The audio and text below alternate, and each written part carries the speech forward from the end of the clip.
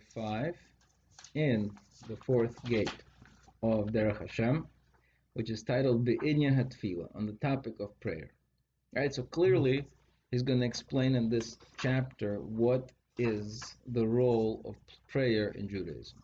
So now before we continue, right, I'm asking you, let's think for a second. What would you say? What's the role of prayer in Judaism? What would you say? A method of uplifting yourself. Okay, sounds good. Uplifting yourself. Okay. The book answer to replace carbonas. Okay, replace carbonas. Replace carbonas. Okay, but what's the purpose of carbonas then? Oh, that's home by stuff.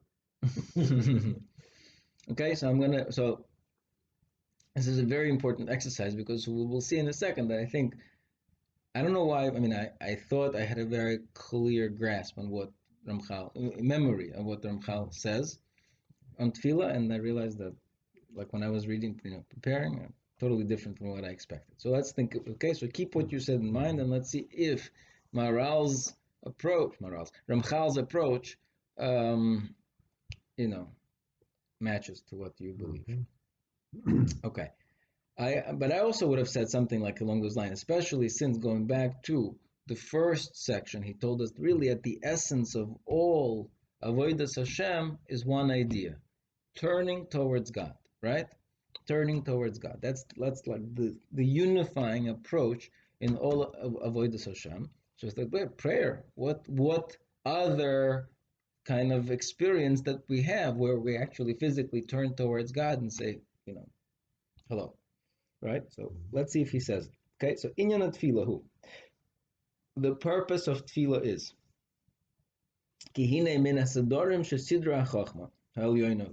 from the arrangements that the great wisdom arranged, that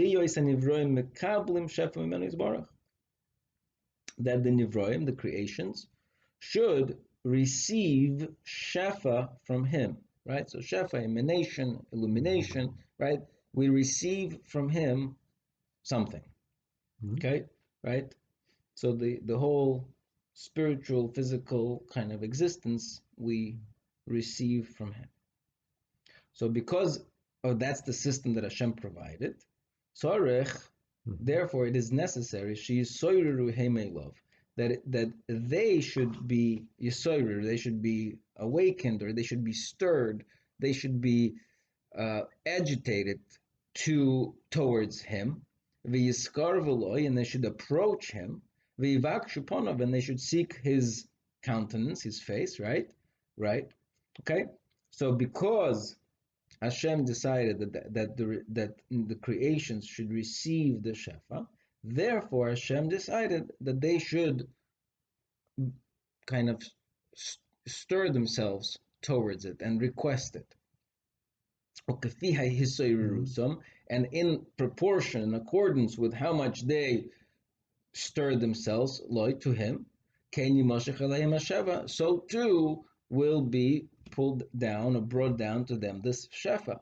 And if they do not stir, right, towards him, if they did not, I don't know what's a good word, I don't know the word stir, but they don't, I don't know. He says awaken, but I'm not like that word either. But if they don't stir themselves towards this, they will not be pulled down to them. Okay. Right, so you have a chance for interaction. So right. So let's see. Let's think about it. That's one option. Good. So God says, I'm going to bring down the shefa to you, and I decided that the only way, it seems like this is right, the only way, and even the proportion of it, is if you ask for it, you will get it. If you don't ask for it, you won't get it. Okay? And right, because first of all, let's understand that tefillah, in essence, when we're referring to tefillah, right, there's a common misconception. So let's just kind of say it over just for the sake of saying it over, right? That tefillah does not mean, God, you are great. That's not tefillah. That's shavach, that's praise, and we do that also, but that's not what tefillah is. Tefillah is specifically request, right? So, and we have laws about tefillah, right? You have to it has to have three parts. It has to begin with the shevach, has to begin with the praise, then it has to move on to bakosha, and then it ends off with haido, with thanks, right? So, but the shevach is only part of tefillah if that tefillah contains a request, right? If it does not contain a request, then it's not really tefillah. So tefillah is by definition request. Okay, but he doesn't use the word request. He doesn't. Well, he only uses the word request in context of vivakshu panav, and they should request his attention, his audience, right? But the key word that's repeated here a few times is shisoiruru. They should be stirred or awakened, or they should be. I don't know how to say it again. I'm missing a good word for it, right? They should. So the way I envision it for myself is that again, my example would be in classroom because that's where I am, right? If I want to explain a concept to a student, right? So I want him first to kind of break his head over it, to stir towards it himself, right? To really kind of be agitated to understand it. Then once I explain it to him, then it kind of settles very nicely into his brain. Because if I'm constantly, just throwing knowledge his way without him actually trying to make that initial step forward, then it doesn't. Then it's just the result is not as efficient, right? So I think what he's saying is that Kodesh Baruch Hu says, I'm going to give you guys shefa, right? But if you want that shefa to really settle, which is what I want, I want this shefa to permeate. I want it to, right? So therefore, I need hisoirus. I need you guys to, work yourself up to request it, to demand it, to seek it, to earn for it, to yearn for it. Right? So if you yearn for it, you will be able to absolve it, to not absolve it, but absorb it. You'll be able to absorb it, right? If you yearn for it, you'll absorb it. Good. So in essence, tefillah, even though we ask for physical things, right?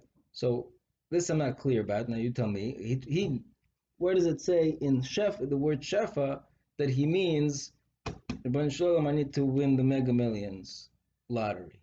Where's the shefa in that? Right? Maybe so you should pray, Baruch Hu, I wish I could come closer to you, I can understand your Torah, I could be elevated more spiritually. Okay, so ask for the big shefa, but where is in our mundane prayers, which is all about our very mundane stuff, where is the shefa in that? Okay, so what do you think? So one way it's possible is that these physical things are really symbolic. There are three ways that I could think of. One thing is, listen, we start you off on the physical things because that's what you're into. But eventually you'll realize you're right. Those things are not the reason why you're coming towards God. The reason why you're coming towards God is to really connect with Him and be able to stir yourself to absorb His shefa. But you'll start with asking for simple things. That's one option, right? Okay, that's one option. Another option is, no, these things, when we're asking for simple things, they really symbolize bigger things, right? They really are they're connected, right? They symbolize, right? That's one option. Another option, no, there is really no. The truth is, on a human level, our simple things is our big things, and our big things are simple things. There's really no difference. They really, if you live in the world of God, then even the basic things are also godly. Not because they symbolize godliness, but because everything by you is godly, right? Even the Pachim Katanim that you go back to you realize that everything is God, right? So then everything is godly. So everything is a request. Now what comes out really fascinating from this is that if you don't ask for it, you don't get it. Right. You understand? It's not like we think listen, God's going to provide. I have bitachon. Hashem will provide. No problem. I have to ask for it. What am I? He doesn't know I need it. He doesn't know I want it. He knows I need it. He knows I want it. So what's the point of this charade, right?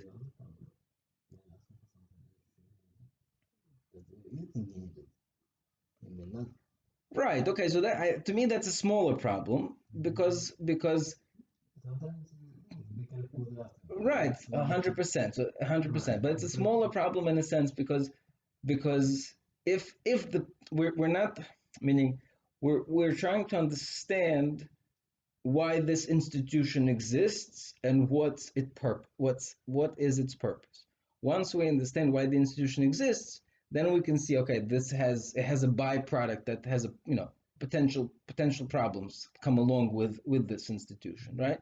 But I don't know necessarily if this problem is you know what I mean, is going to destroy the whole institution, right? Great, it comes with its own, actually maybe it's additional benefits. Now that we have this institution of prayer, now we're going to give you another test to know what to ask for and really to think about what it is that you really need in the world, right? So maybe that's a benefit, maybe that's a you know what I mean, that's a separate question, that's a tier 2 question.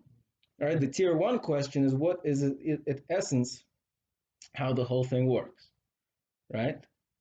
So in the tier 1 question, it sounds like it's not a charade. Why is it not a charade? Because again, because of this idea, I think, because unless somebody asks for something on not just like, again, not lip service, but really stirs. That's why I think the key word is hisoidorus, right? The key word is yearning for something and appreciating it and really trying to get it and realize it that it all comes from HaKadosh Baruch Hu. So that allows you to be a better absorber of this thing. And the key feature is absorption, right? The key purpose is absorption. But without asking for it, you're not getting it, because the system is in place that you have to ask for it. And again, ask is not a good word, but hisoirus. Without hisoirus, there is no. Right, but it's not like that literally. I mean, there's people who don't get it, and they don't ask, and just get it. There's the whole, in the world of Deen, you don't ask, you don't get. You ask, you have a chance of getting it, right? The concept of Rachim comes in and probably makes it a little easier for us. Right, I hear that. I'm not sure how to reconcile that. Meaning, right? It's not like if I don't ask for living another day, I'm guaranteed not to wake up tomorrow, right? So once again, it's not necessarily because the concept is not true, but just because there's another aspect comes in that if it would be so straightforward, then the whole project wouldn't work, right? So there has to be some sort of a distortion in the system, or some other reasons why. That's one answer. The other answer is possibly because we are using the word shefa, we're not necessarily using the thing. So maybe you can get your $1 million without asking for it. But if you thought that if you would have asked for it, that $1 million would have been filled with shefa, so to speak. It wouldn't be just $1 million. It would be part of your infinite self. And now it just became $1 million. That part of your mazel that you got without really getting it, possibly. I'm not sure, but clearly the words are here. If you do not stir, you don't get. That's the words. Okay. Anyways, but regardless, we definitely learn to some degree. I'm sorry. We definitely learn.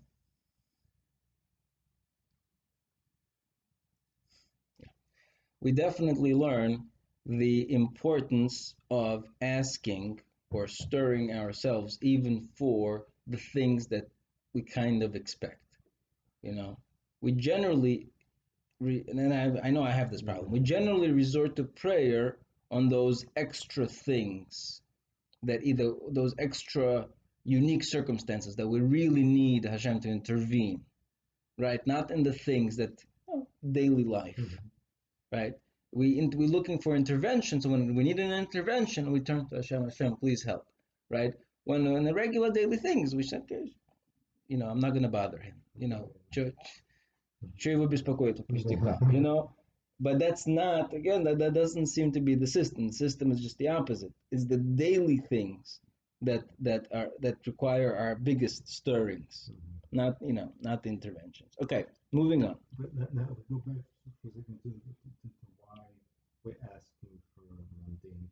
Not mundane, but we're not asking for this huge, connection and elevation and clinging to Hashem and attaching. I mean, well, he's gonna go. Let's continue. He's gonna. Yeah, I mean, do you want to say something? I don't know. I thought we moved on. I thought we moved on, and I just think it's something that needs to be addressed. So he's going to address it from a different angle, right? So I'm saying I said three possibilities. He's going to have a very different angle in the next layer, but there's going to be in a different layer of prayer. Okay. Mm-hmm. But okay, let's see. We'll discuss. Okay, v'hinei ha'odem baruch hu. Moving on, right? V'hinei ha'odem baruch hu chafetz v'roitze shetirbe toivos b'ruv b'chol zmaneim. He desires that there should be a maximization of toiv, right? A maximization of good for his creations b'chol zmaneim, in all times, right? What does it mean b'chol zmaneim? Meaning, before he told us that our existence is divided into two major times, right? There's this world, which is olam ha'ishtadlus, right? The time of effort, and then there's next world, which is the time of reward.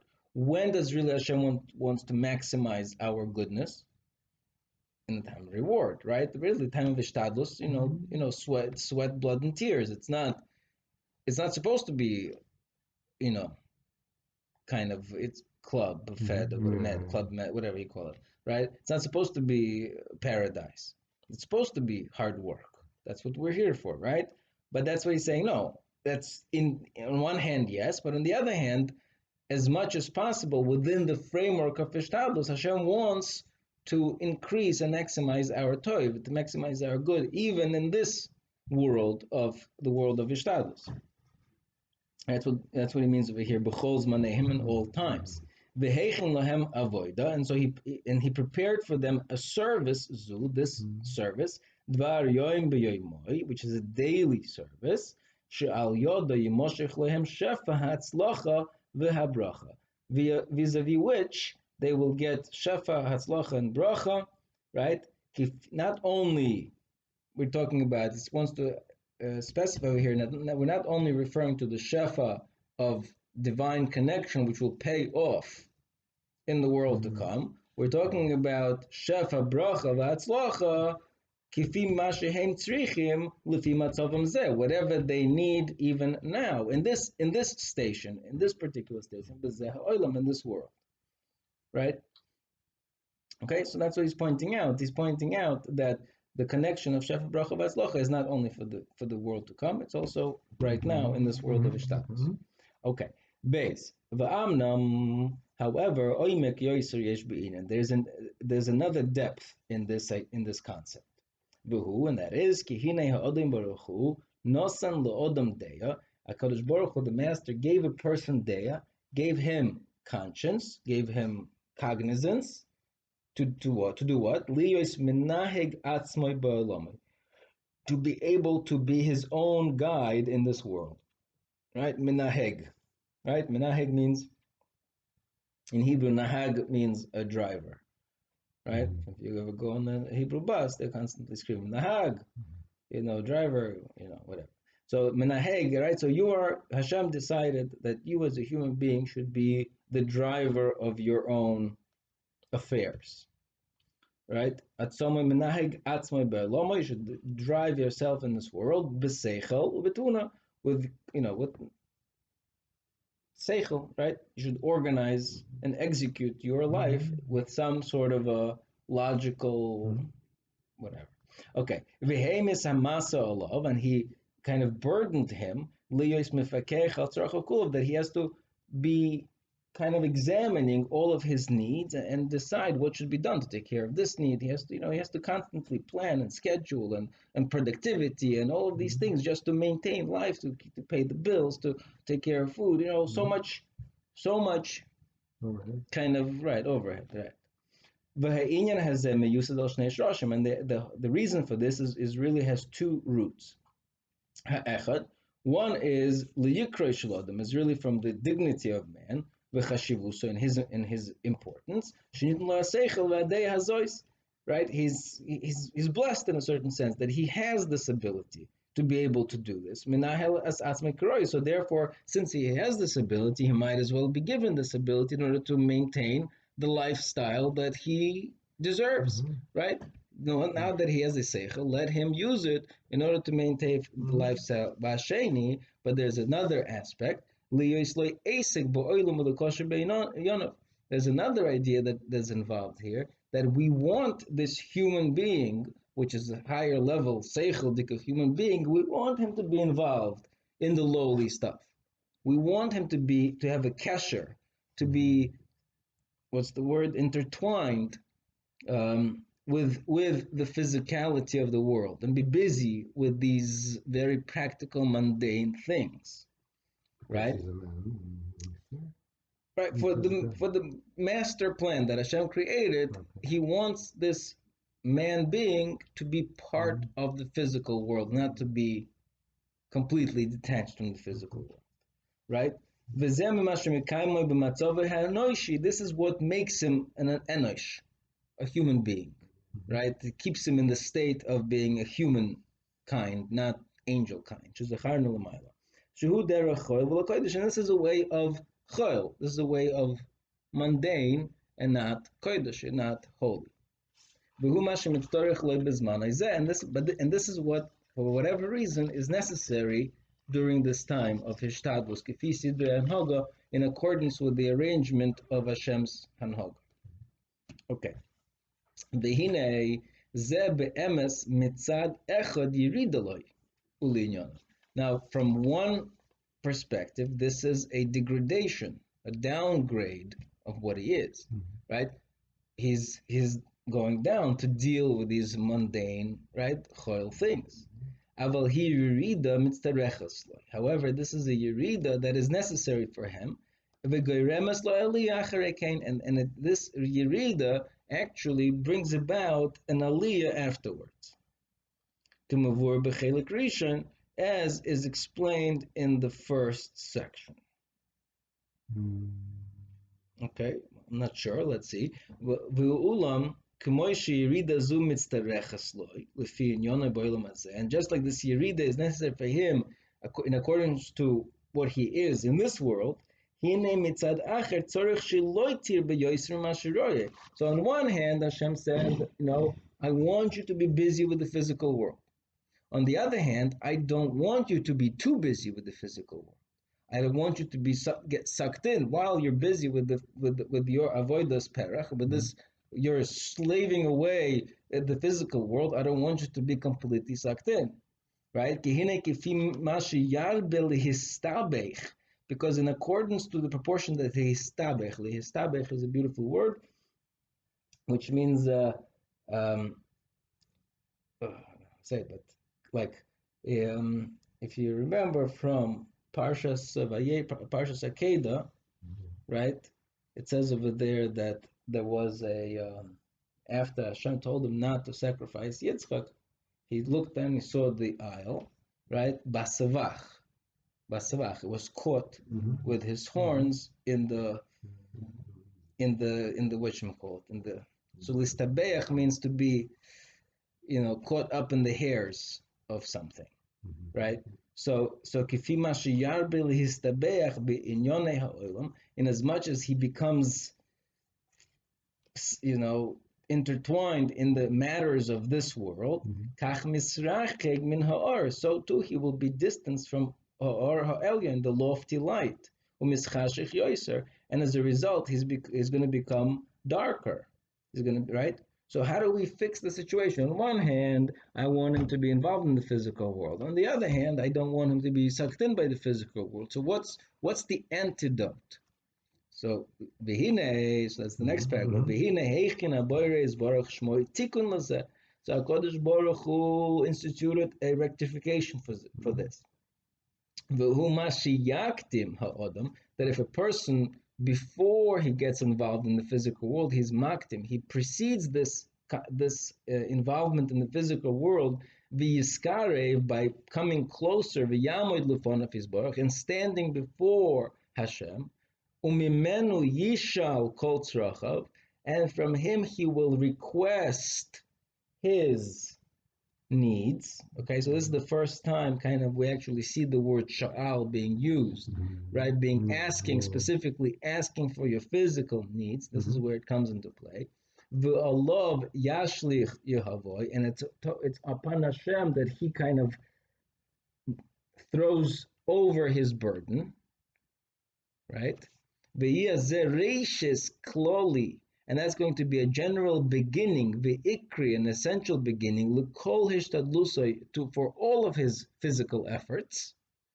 That even though afterwards he's going to get involved in all of these ways of ishtadlus and of this physical world, which is very human and very lowly. By human over here, enoishi means a lower level of human, not the higher level of human. Lo yikre, it's not going to occur, this thing. What's not going to occur? That he's going to get completely entwined and sucked in and drown in the physicality and the chomrius. Right? So what is this other new reason for prayer? A new reason for prayer is an antidote to being sucked into the physical world.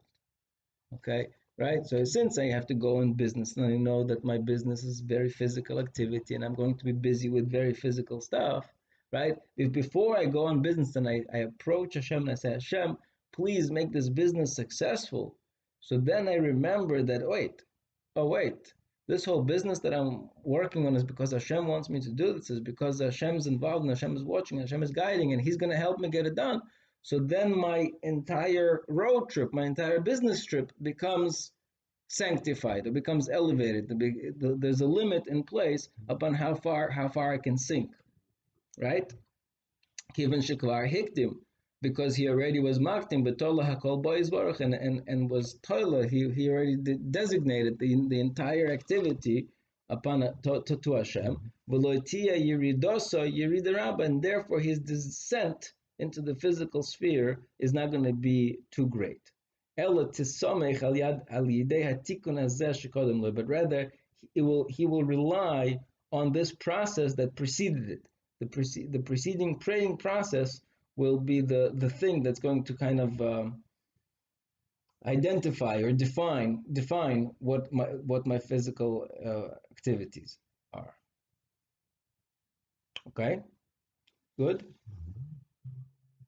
Okay, so that's enough. So this is in terms of where could be, it sounds like, even to be more simple that there are two parts of prayer. There's a part, the spiritual part, the shefa bracha v'atzlacha part, and then there is the I need $1 million part. The I need $1 million part is because I need to be involved in the physical world and I need an antidote. That's my prayer. The shefa bracha v'atzlacha part, Hashem wants you to connect to Him, but He wants you to stir yourself up in order to better receive it. So sounds like different sources for different aspects of prayer, for the spiritual aspect and the physical aspect. Again, if you would have asked me which one should I start, which one of these two aspects should I talk about first? Which one of these two aspects should I talk about first?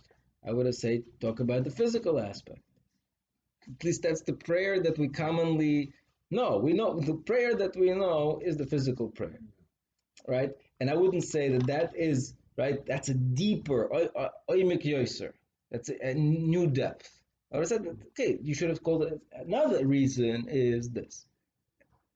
By calling this a new depth, it doesn't really sound like what I said before, that these are two separate nodes of prayer. It sounds like it's layered. If we're talking depth, then we're talking about two layers of the same concept, not necessarily two separate concepts. I don't know, I'm not sure how to build one on top of the other. They seem very different. Very different, no?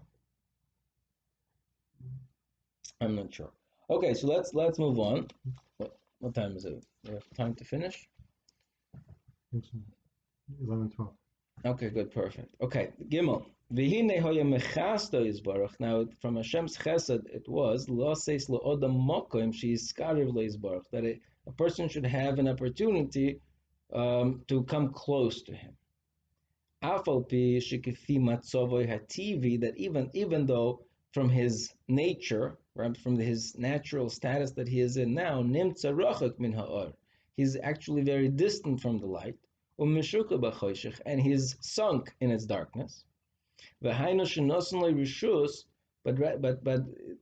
he has the ability to come close. How does he come close? That he was given a permission, rishus, that he can stand before him, v'yikra b'shmoi, and he can call in his name, v'oz yis'ale min hashiflus, then he will be raised from his shiflus, asher loy b'chukoy lefishoy, which is given now temporarily, v'yimotzi mikorev lefonav, and he is able to approach, come close before Hashem, umashlich olav Yehovah k'mosh zacharnu, and then he can, sorry, and then he can be mashlich Yehovah. Mashlich Yehovah means that he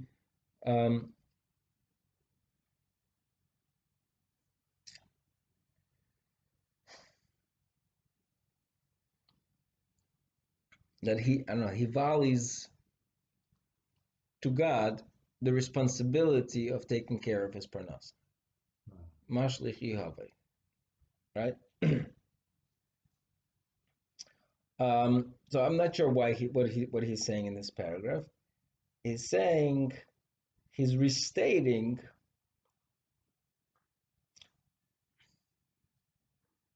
so I don't know. If you ask me, I would have started from this paragraph, possibly even. That, like you said, what's the purpose of prayer? An ability to connect with Hashem, right? Right? He's saying, right, that's what he's saying. He says, from the chesed of HaKadosh Baruch Hu, he is given a chance, right? Meaning you could have said maybe that for the antidote, meaning from the second node that he told us about prayer, which is an antidote of being, too deeply connected to the physical world. Because so you asked for Hashem's help. Great. Now you can go on your business trip. Do you have to be, in the highest levels of mamush, standing before Hashem in the presence of Hashem to reach this level? Meaning, I'm saying there's a contradiction here. The contradiction here seems to be saying, listen, this physical world you're in, you're nothing. You're being involved in nothing. So, listen, we'll give you a chance to kind of remind yourself that God is involved. Okay. And now he's saying, no, this process of reminding yourself that God is involved is going to take place by uplifting you to the highest level of connection to God. Well, what just happened? You have to be uplifted and connected. Right. But it sounds like, to me, meaning that's like a secondary characteristic of prayer from chesed that came from chesed of HaKadosh Baruch Hu. Once you got this prayer, we'll give you a chance to stand before God. Not like, again, like we said, it started in the beginning before we read any verses from here. What's the purpose of prayer? To connect with Hashem. You have the ability to really connect, reach out to Hashem, and that's what should have been the primary purpose of prayer. He started telling us, no, the primary purpose of prayer is the ability to absorb the shaf. Secondly, it's your ability not to be too connected to the physical world. And as a chesed of HaKadosh Baruch Hu, he let you be elevated to his closeness through this prayer, which he provided you as an antidote. It's very, I don't know, it's very weird. No? Yes and no. I mean, these are good ideas. They're just disjointed. All these are pretty much in target. Right, but the arrangement is messed up. If you ask me, it's messed up. Okay.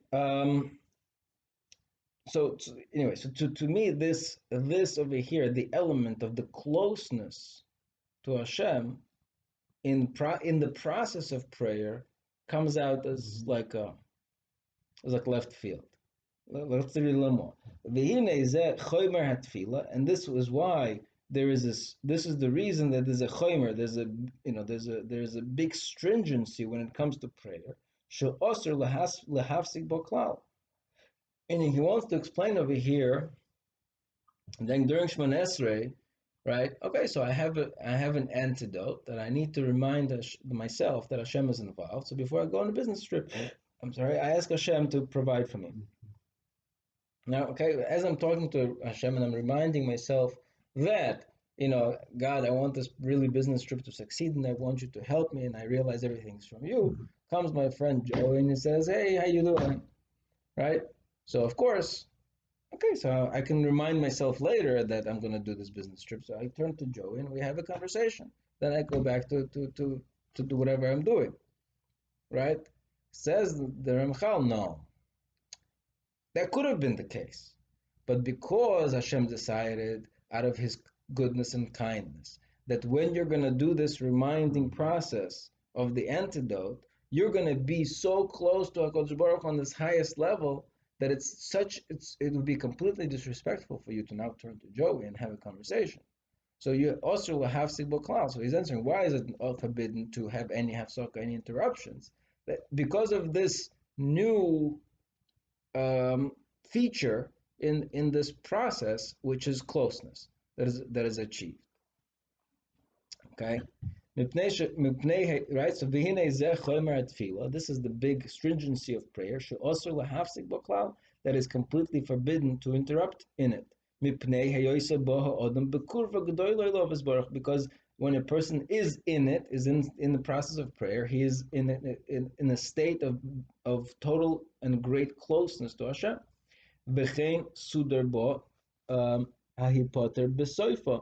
Okay, and this is why it was arranged in it that when you conclude, right, the soif of this prayer, when you conclude this prayer, that you have to go back and take 3 steps, right? Because that is the process by which you return to your regular self, right? So when you are going up, taking 3 steps forward, I don't know why he's not talking about 3 steps forward. He's only talking about taking 3 steps back, right? I would have said, this is why you take 3 steps forward, because you're coming closer to Hashem and remind you, right? He's only talking about the ending part, the 3 step backwards. The 3 step backwards, why do you take the 3 steps backwards? Because you're going to your regular state. Right? In other words, when you're involved in prayer, you're not really in your regular human state. Okay.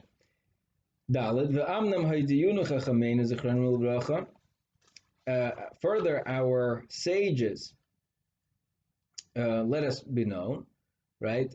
Hatanoim, specific condition, haprotim, shatrichim, that are necessary lihislavis et latfila, that must accompany to the prayer. Lahashlim minyan, right? These are additional things that Chachamim instituted in order to make the concept of prayer even more successful. For example, some of these institutions relate to the concept of closeness that we just mentioned.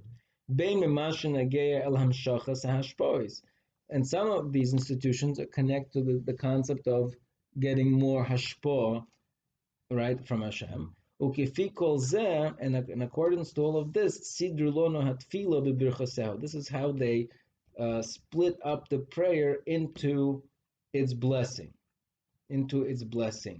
v'chokek ulonu kol dineh v'hilchasecha, and the engraved to us the laws and the halachas, right? Meaning, so according to the Ramchal, if you start studying halachas of tefillah, you need to be able to see.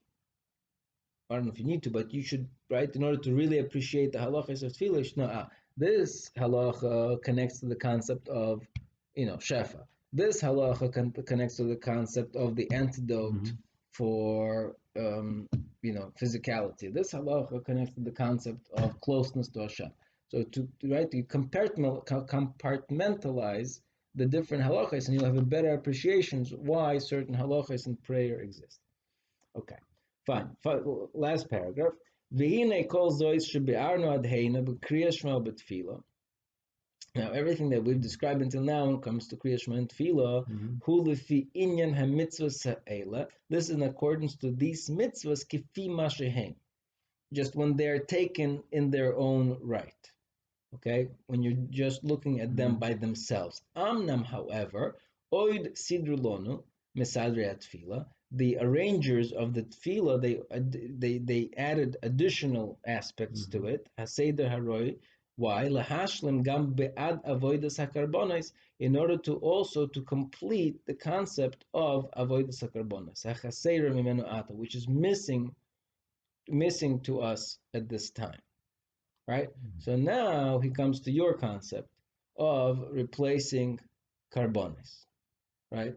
Which is a very totally kind of like, now that, we have the concept of prayer and we don't have the concept of carbonis, so we're going to substitute some of the concept of carbonis by the concept of prayers, right? But it doesn't sound like it's really in the initial design. It clearly seems to be saying that this is part of the mesadrei hatfila, those that arrange the tefillah to include this concept. Now, but why is this necessary? And there's a beautiful thing.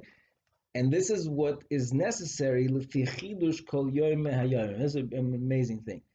When it comes to carbonis, what is carbonis?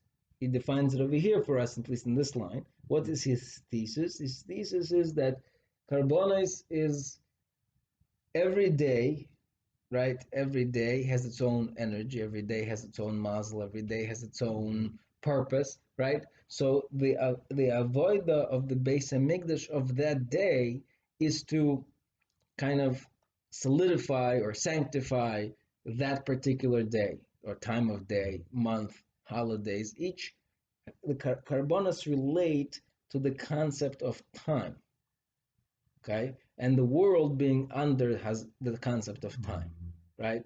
But all of carbonos, according to him, he seems to, the communal carbonos at least, are in the category of connecting, I think, the divine and the physical in a particular flavor of time. In a particular flavor of time.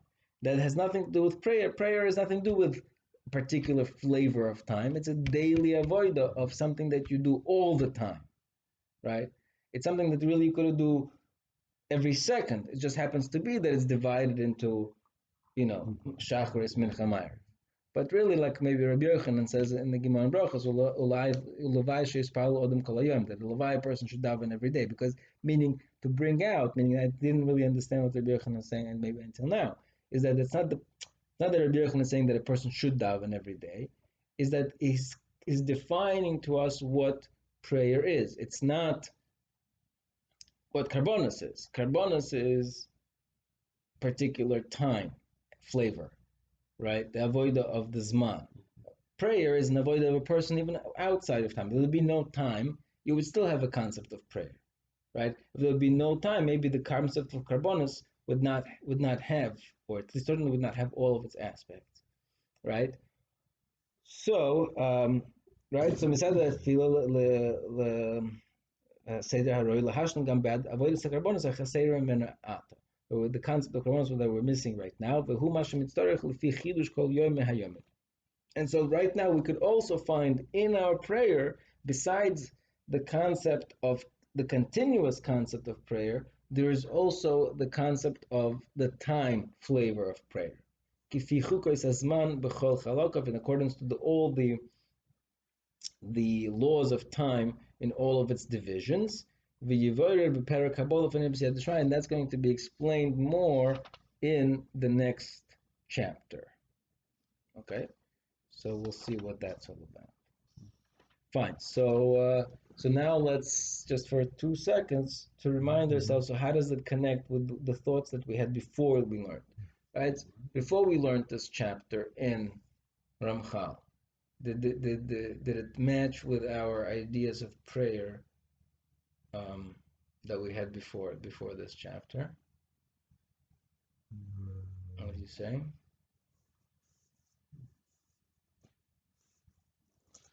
And to me, it sounds the same. Does? Yep. I don't know. To me, it sounds extremely revolutionary. Yeah, last.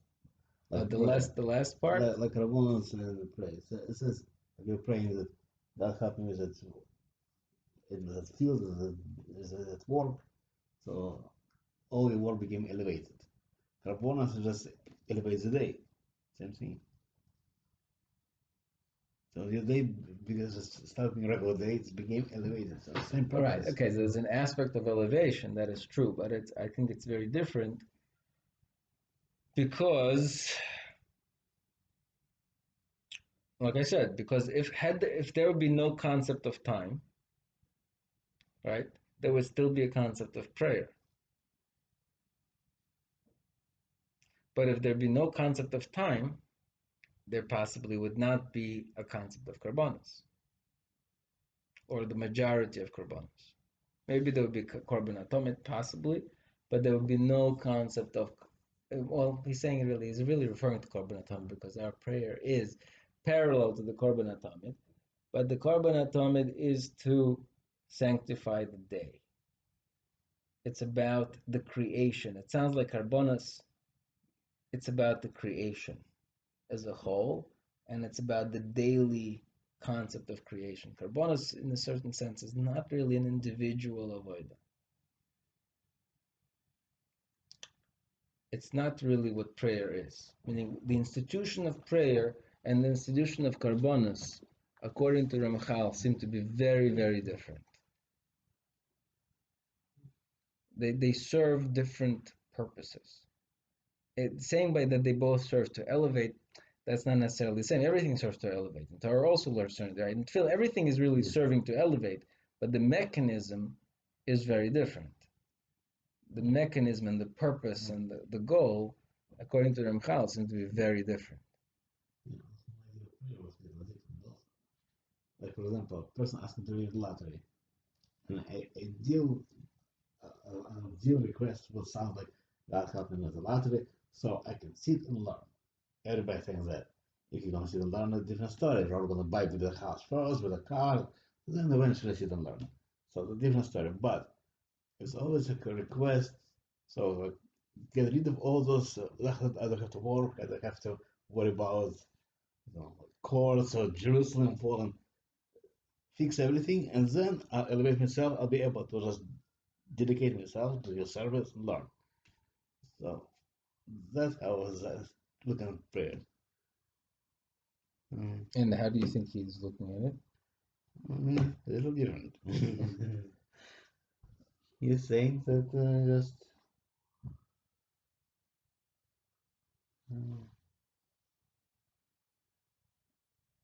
he says that by praying, like whatever you do, like your daily activities, that elevates you. But I'm saying that by removing all those daily activities, it gives you opportunity to elevate yourself. It's a little different. And that's actually can explain about saying like when you have to daven for something, and then you will get it. But it not doesn't mean that if you don't get it. Sometimes you daven, you don't get it. That means when your kavanah was you really you promise to sit and learn. If you really your intention to sit and learn, you're probably gonna get it. If your intention is eventually sit and learn, you may not get it. So You like your version better. No, answers more questions. No, that's how I was looking at it. But Right. I ain't gonna compare. Come on, it's me. It's So I'm saying, so I think this chapter has a lot of revolutionary ideas. To me, it has a lot of revolutionary ideas, and I don't. So, the question is, what forced them, right? Everything that the Ramchal writes is because it's a deductive method. He by deductive method he was forced to describe prayer in this way. So, what forced him to describe prayer in this way? Could have described it, very differently. I don't know. There's a lot of chidushim over here in my take. A lot of chidushim. Okay, all right. Shkoyach. Whatever.